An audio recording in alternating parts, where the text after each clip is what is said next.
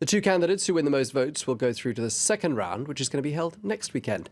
Amongst those in the running, the former Prime Minister Manuel Valls, who faces stiff competition from two other former ministers, namely Arnaud Montebourg and Benoît Hamon.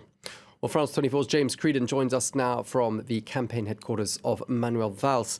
James, we just heard that as of about 5 p.m. Paris time, 1 million people had cast their ballots. Does it feel like there's much enthusiasm surrounding this primary, James?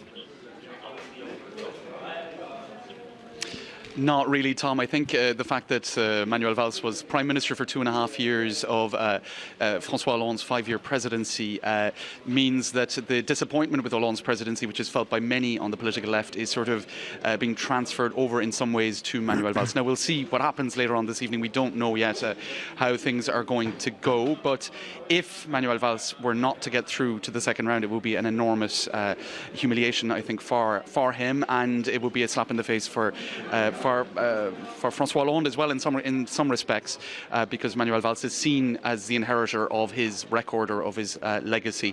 Of course, that's a very complex picture because it's widely understood that it was Manuel Valls himself who encouraged, indeed twisted François Hollande's arm into not seeking re-election. So there isn't a huge amount of love lost between those two men, and that's widely understood. But Manuel Valls has been forced to defend his record and to appear as his successor in some regards. At least that's what he would hope.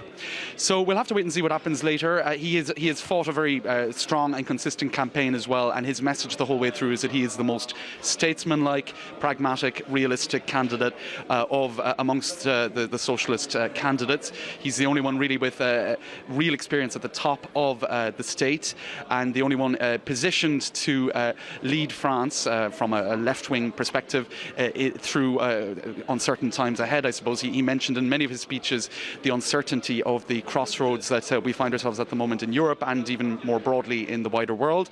He, in his last campaign rally, he widely referenced Donald Trump's inauguration speech, saying that Europe needs to respond very strongly to what he referred to as a declaration of war by Donald Trump. So we'll see if this statesman-like image will carry him through to the second round of the primary next weekend, Tom.